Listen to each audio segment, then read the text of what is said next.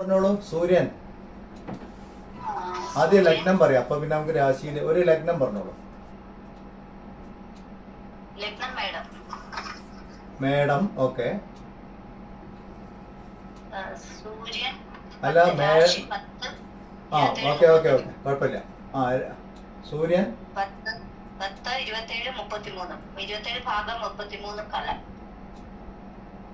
10 എന്ന് പറഞ്ഞ കുംഭരാശി, 27 33.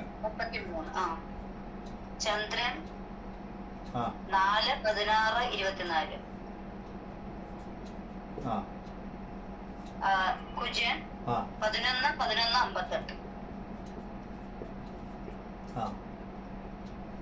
ബുധൻ 11 12 57. ഗുരു 10 14 45. ശുക്രൻ 9 12 8. മന്ദൻ 11 25 31. സർപ്പ 4 16 11. 11. പിന്നെ ശിഖി 10 16 11. ഇത്ര കിട്ടി. അത് അതിന്റെ ആവശ്യമില്ല. ഗുളികന്റെ നമ്മൾ അടുത്ത ക്ലാസ്സിലേക്ക് നീട്ടി വെച്ചു. അത് കുറച്ച്, അതായത് അടുത്ത ക്ലാസ്സിൽ ഗുളികനും മാന്തിയും തമ്മിലുള്ള വ്യത്യാസം, ജന്മസമയവും ഗുളികനും തമ്മിലുള്ള ബന്ധം, ജന്മസമയവും മാന്തിയും കൂടിയുള്ള ബന്ധം, ഇതൊക്കെ അടുത്ത കുറച്ച് കോംപ്ലിക്കേഷൻ ആണ്, കുറച്ച് കണക്ക് കൂടുതലുണ്ട്. തയ്യാറായിട്ട് വന്നോളൂ അടുത്ത ക്ലാസ്സിൽ. ഞാൻ തന്നെ കോംപ്ലിക്കേഷനുള്ള കണക്കാന്ന് പറയേണ്ടത് നമുക്ക് ആലോചിച്ചാൽ അറിയാമത്.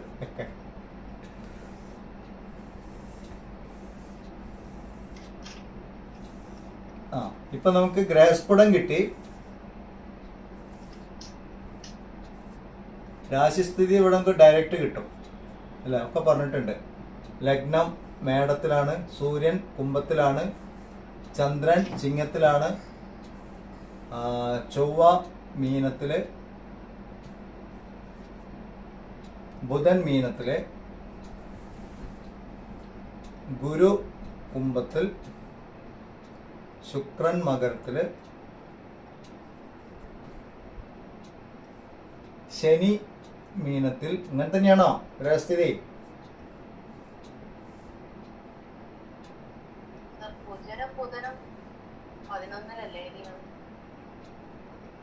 പതിനൊന്ന് രാശി കഴിഞ്ഞിട്ട് 12ാമത്തെ രാശിയിൽ 11 അങ്ങനെയല്ല.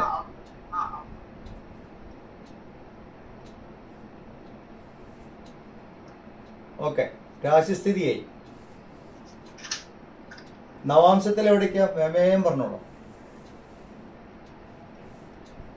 വരച്ചിട്ടുണ്ടോ? ഓൾറെഡി കയ്യിൽ ജാതകം ഉണ്ടോ? ഉണ്ടെങ്കിൽ നോക്കി പറഞ്ഞോളൂ. ശുക്രൻ, മിഥുനത്തില് സൂര്യൻ, ചിങ്ങത്തില് ചന്ദ്രനും സർപ്പും, ലഗ്നം കന്നിയില്, തുലാത്തില് ബുധൻ കുജൻ,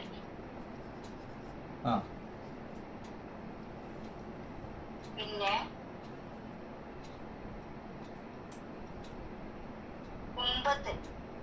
കുംഭത്തിലാണ് ഗുരു, ശിഖി, ഗുളികൻ. ഗുളികൻ എന്തിലും നമ്മൾ നോക്കുന്നില്ല. എല്ലാവരും സൂര്യൻ ചന്ദ്രൻ ചൊവ്വ ബുധൻ വ്യാഴം ശുക്രൻ, ശനി ഒന്നുമില്ലല്ലോ. ശനി അത് തന്നെ ഗുരുവിനോടൊപ്പം കുംഭത്തിൽ.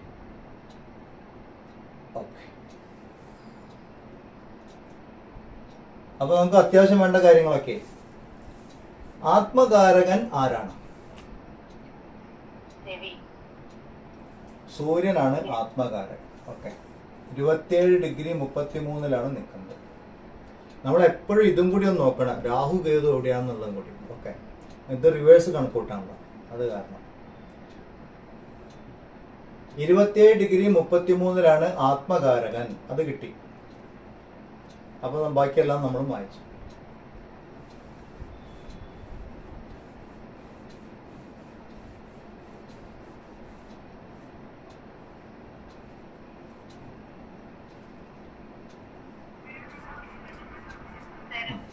കാരകാംശം ആ ആ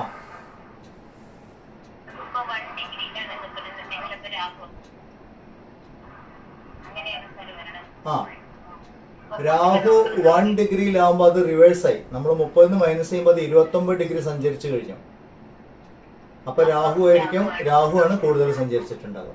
ആത്മകാരകൻ.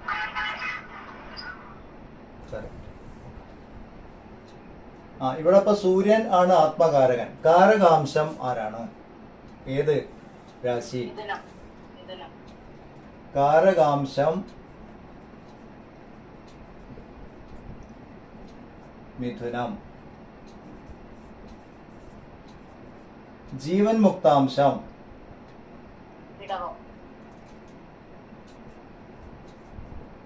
ഇടവം. ഉപാസ്യ ദേവത പറഞ്ഞു. ഇതാണ് നമുക്ക് വേണ്ടത്. ആദ്യം ഇടവത്തിൽ ആരെങ്കിലും നിൽക്കുന്നുണ്ടോ? ജീവൻ മുക്താംശത്തിൽ ആരെങ്കിലും നിൽക്കുന്നുണ്ടോ? ഇല്ല. അപ്പൊ നിൽക്കുന്ന ആൾക്കാർ ആരുമില്ല. നോക്കുന്ന ആൾക്കാരുണ്ടോ?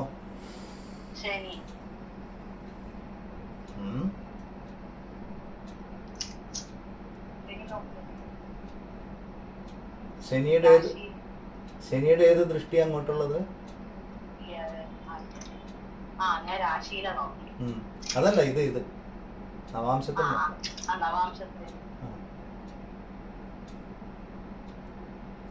ഏത് ഗ്രഹമാണ് നോക്കുന്നത്?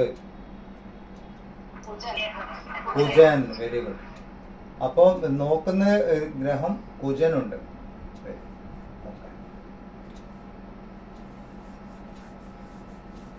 കുജൻ ഏതെല്ലാം ദേവതയെ പ്രതിനിധീകരിക്കുന്നുണ്ട്?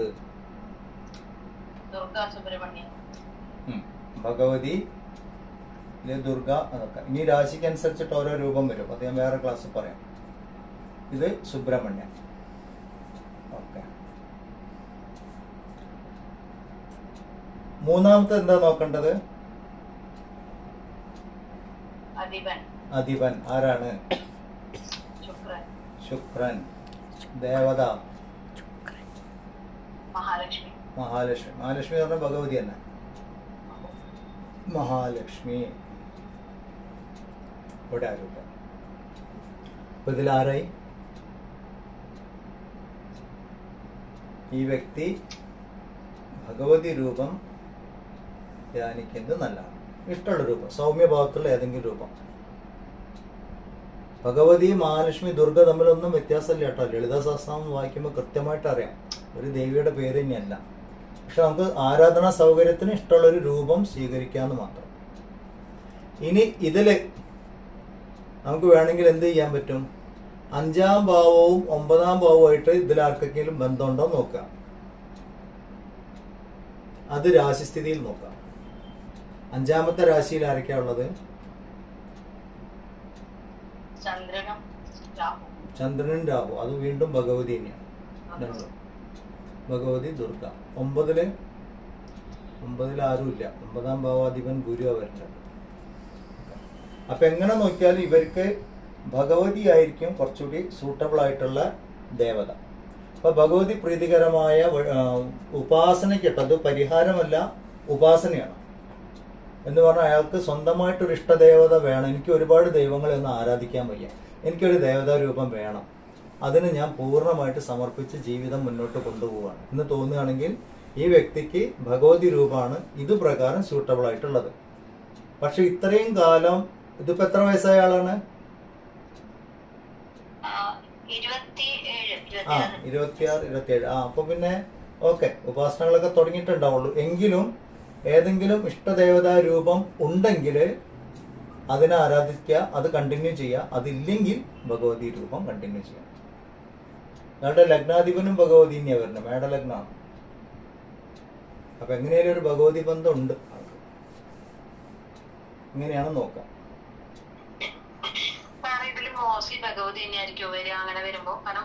അല്ല, ചിലവർക്ക് ശനി വരും. ശനി വരുന്നവർക്ക് അയ്യപ്പസ്വാമി ഇല്ലെങ്കിൽ ശിവൻ. ചിലവർക്ക് പിന്നെ സൂര്യൻ വരും. സൂര്യൻ വന്നാൽ ശിവൻ.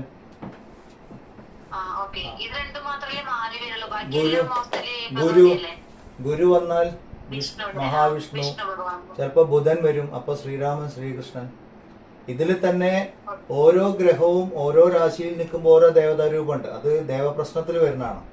അതും വേണമെങ്കിൽ ഇതിനോടൊപ്പം ചേർത്ത് ചിന്തിക്കാം. ഈ സിസ്റ്റത്തില് യഥാർത്ഥത്തിൽ ജൈമിനി സൂത്രമാണ്. ജൈമിനി സൂത്രത്തില് ദേവതാ പ്രശ്നമില്ല. നമ്മൾ കേരളീയർ അത് മിക്സ് ചെയ്യണമെന്ന് മാത്രമേ ഉള്ളൂ. പക്ഷെ നമ്മുടെ മനസ്സിൽ ഇങ്ങനെ ഒരു ആകെ ഒരു ദൈവം തന്നെയുള്ളൂ, പരബ്രഹ്മം മാത്രമേ ഉള്ളൂ. ആരാധനാ സൗകര്യത്തിന് വേണ്ടി ഞാനൊരു രൂപം സങ്കല്പിക്കണം. അന്ന് മനസ്സിലാക്കി കഴിഞ്ഞാൽ കൺഫ്യൂഷൻ ഒന്നും ഉണ്ടാവില്ല. വേറെ വേറെ രൂപങ്ങളുണ്ട്, വേറെ വേറെ ദൈവങ്ങളുണ്ട് എന്ന് വിചാരിച്ചു കഴിഞ്ഞാൽ അത് ദുഃഖത്തിന് കാരണമാവും. പരമമായ തത്വത്തിനെ വിഭജിച്ച് കാണുന്നത് ദുഃഖത്തിന് കാരണമല്ല. ഒന്നായ നിന്നയിഹ രണ്ടെന്നു കണ്ടളവിൽ ഉണ്ടായൊരുണ്ടൽ വധം ഉണ്ടാവതല്ല മമ, അങ്ങനെയാണ് പറഞ്ഞിരിക്കുന്നത്. അപ്പം ഒന്നായിരിക്കുന്ന തത്വത്തിനെ പലതായി കാണുമ്പോൾ ദുഃഖത്തിന് കാരണം, കൺഫ്യൂഷൻ വരും. നമ്മൾ ആലോചിക്കാനുള്ളത് ജ്യോതിഷം എപ്പോഴും ആത്മജ്ഞാനികളല്ലാത്തവർക്കുള്ളതാണ്, അജ്ഞാനികളുടെ ശാസ്ത്രമാണ്. അതാണ് ഇത്രയും ദേവതകളൊക്കെ പറയേണ്ടി വരുന്നത്. പക്ഷെ ആ വ്യക്തി കുറച്ച് ഉയർന്ന തലത്തിൽ ചിന്തിക്കുന്ന ആളാണെങ്കിൽ ഇതിൻ്റെ ഒന്നും ആവശ്യമില്ല. അതാണ് പറയാനുള്ളത്. ഓക്കെ, എവിടെ മഹാലക്ഷ്മി? മഹാലക്ഷ്മി അത് ചെറിയ കല്ലിയായത് കാരണം അങ്ങനെ എഴുതിയത്.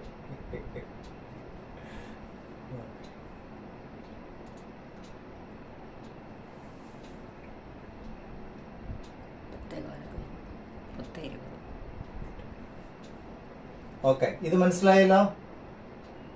ഉപാസ്യ ദേവതയെ കണ്ടുപിടിക്കുന്നത് കാളി, കാളി, കാളി, ഭദ്രകാളി.